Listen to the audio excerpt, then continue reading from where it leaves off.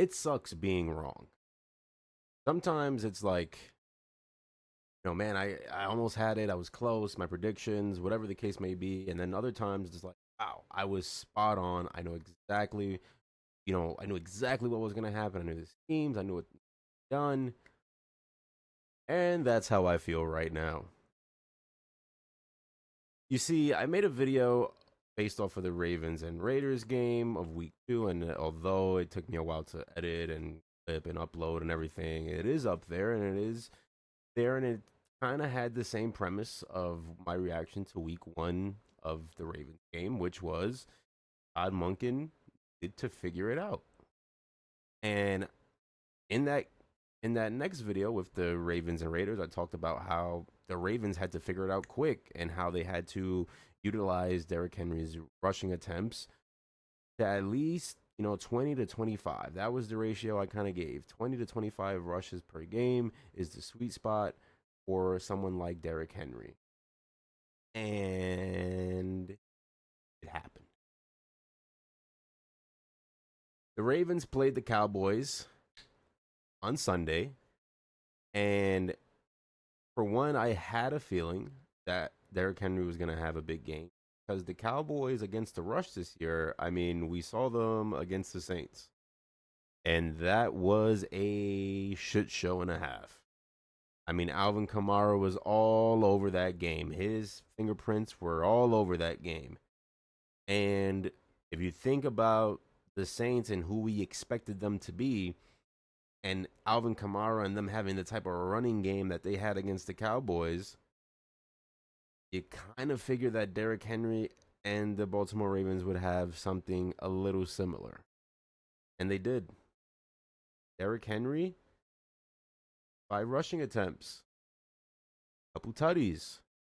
Lamar Jackson ran the ball a little bit more than I anticipated he would, but it makes sense with the way that the Cowboys defense is looking against the run right now. I mean, it doesn't matter who's running the football.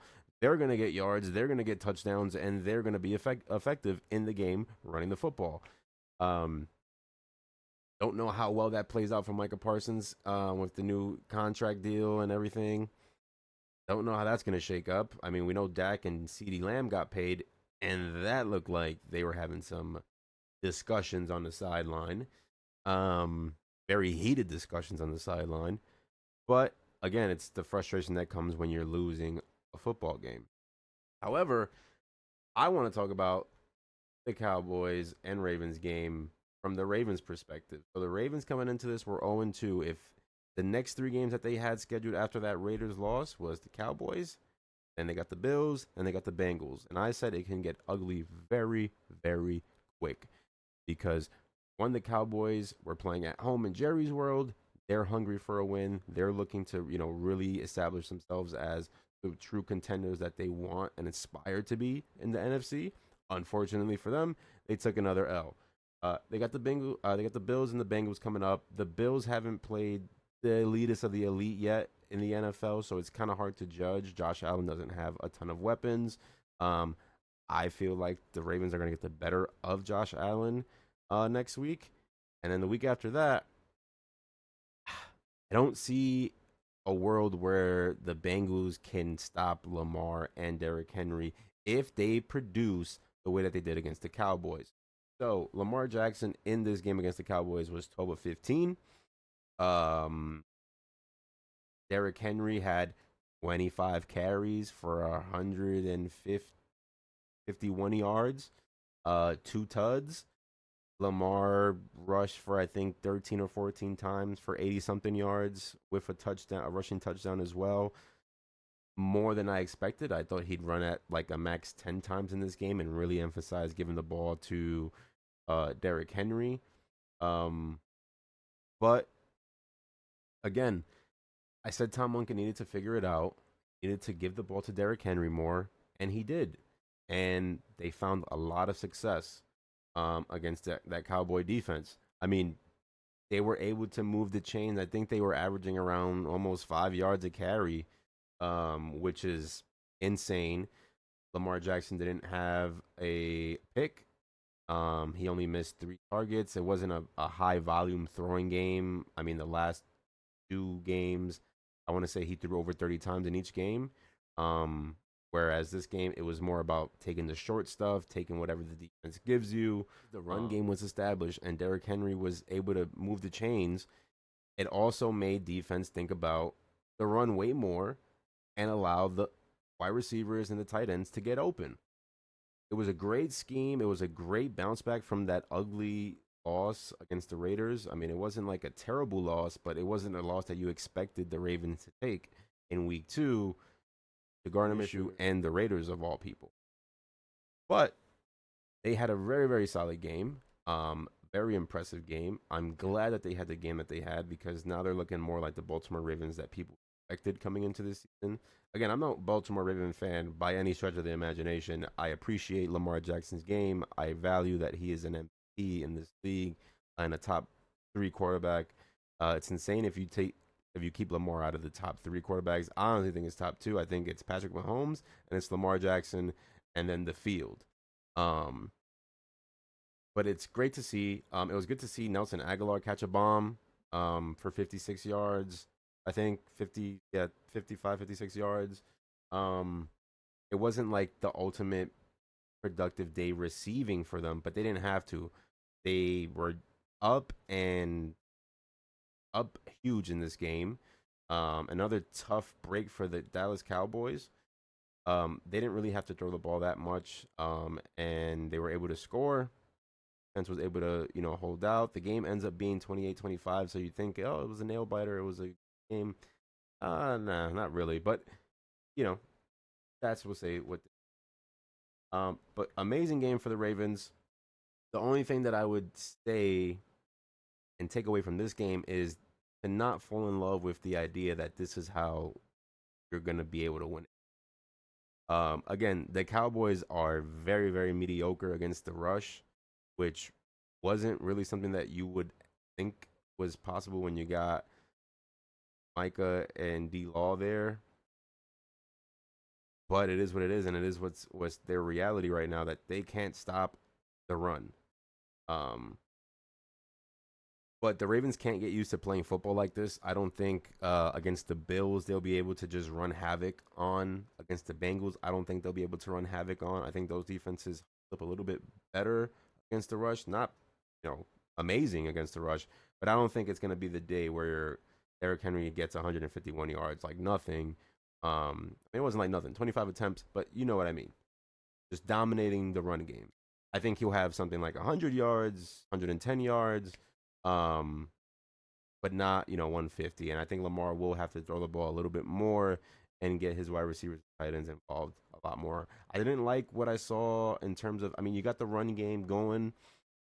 To me, the play action is now there to go to your big targets like Mark Andrews and Isaiah Likely. Isaiah Likely had 1 reception. I'm not sure of his targets, but I know he only had 1 reception for like 4 yards. Mark Andrews had no receptions. I think the person with the most receptions in the game might have been Zay Flowers or Rashad Bateman with like 3. I think.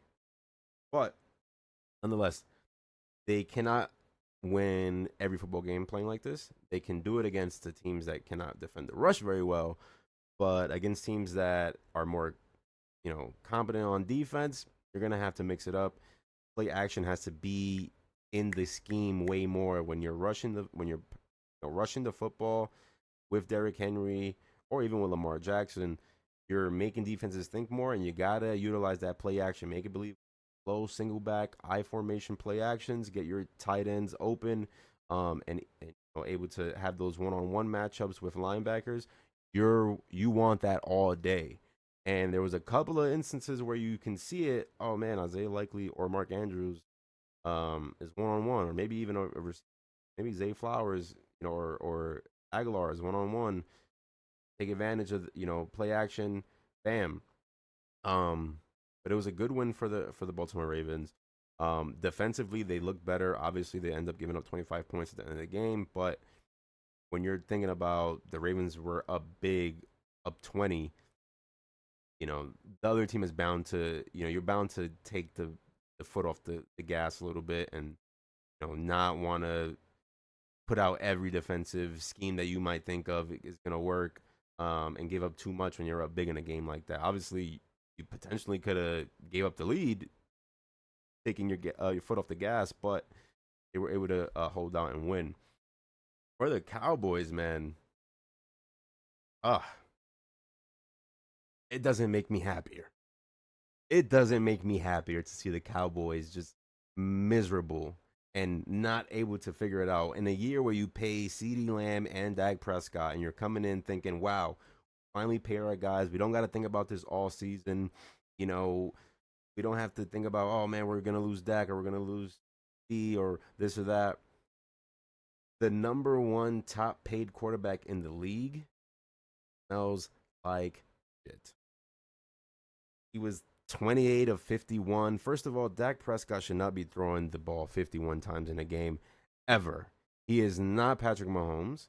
He's not Peyton Manning. Hell, he's not even Eli Manning. He is not that guy to be throwing the ball 51 times. You went and you signed Ezekiel Elliott back after you gave him up for a bag of chips. You signed him back because you think that this is the piece that we actually need, again, to move the chains and to put us over the hump. He had about 3 carries. Rico, the other running back, who's really good, he had like 8 attempts. What are you doing? I mean, they gave the ball to Deuce Vaughn to run the football. That's when you know you have problems. When you're giving the ball to Deuce Vaughn twice. You rushed him twice. And that's no dig at Deuce Vaughn. I mean, he's a running back, but you clearly went and got Ezekiel Elliott because you did not believe in the running backs that you had, and you still put him in there. You're giving him the ball. He's doing absolutely nothing with the football. Then you give it to Cavante Turpin one time for 1 yard. Again, does nothing for your offense. And this is what you got to deal with if you're Dak Prescott and Dallas Cowboy fans. This is the play calling that you got to deal with.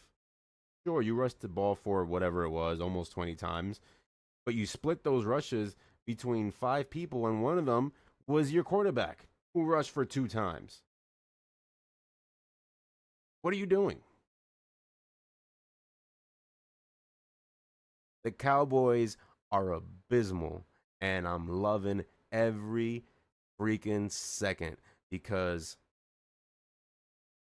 and I'm a Giants fan, so it makes me great because Daniel Jones smells like hot garbage. But I can thank the heavens that we weren't the only idiots who paid a quarterback that wasn't worth the money, because Dak Prescott will never win a Super Bowl, and he is not going to be the quarterback that everyone expected him to be after getting paid. He's paid now. He doesn't care. He might want to win, sure, but he's not going to stress himself out every single day when this is what he has to deal with. I mean, Deuce Vaughn running the football, finding back Ezekiel Elliott and not giving him the football at all. I mean, come on. Jake Ferguson had a good game. Welcome back. He was a little banged up. He had 95 yards, I think 5 or 6 receptions. Solid game. That's Dak Prescott's safety blanket. DD only had about 4 receptions and like 65, 67 yards, something like that. It was like, you can see why they're going at each other, or CD's really going at Dak on the sideline. Like, yo, bro, give me the fucking ball. I am the top paid. I got paid the big bucks to do this, to catch the football, to make plays for the team. Of course, he's going to see double coverage. And as a quarterback, you got to know when he's getting double coverage and when he's not. And when you have those gaps to put the football to get to your big time, top paid receiver. And Dak isn't able to do that. He didn't have a pick, thank God. I guess that's the one takeaway you can take if you're a Cowboys fan. But he was ass. It was terrible. And sorry to any Cowboy fan out there. Not really, but this is what your season's probably going to be. It's going to be up and down roller coaster. Luckily, the NFC East is hot garbage. So the only team you have to worry about is the Eagles. And they ended up losing to the Falcons, beat the Saints on a short week, but it puts you in a better place. But the Cowboys, oh, it brings me so much joy. That's the one thing that made my weekend just perfect. Just seeing them get romped at home in Jerry's world, getting stomped out like that. I don't care if the final score was 28-25. It wasn't close.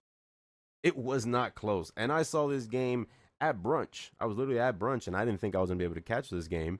Um, and they had it on the projector, and I was like, amazing. And I look at the score right when we get in there, and I'm like, huh? I'm like, what happened? It's early. Dak Prescott's not that guy. And it's okay. It's only okay because I'm a Giants fan. And I fucking hate the Cowboys. But it is what it is. I mean, Dak is going to be Dak. The Cowboys are going to be the Cowboys. Jerry is going to continue to be delusional. Next week, or not even next week, this Thursday, you got the Giants. Congratulations. It's a freebie. I hope you win. Nothing upset me more than the Giants winning that damn football game yesterday because we know we are tanking. We need to tank. I want Arch Manning. That's who I want. I want Archie. I want him as my quarterback, and I want Daniel Jones on the first flight to Costa Rica or wherever the hell you want to send him. I want to tank. So, Cowboys, I hope you beat us. And if you don't, if the Cowboys don't beat the Giants, I don't want to hear about Dak Prescott for the rest of the year. And that's it.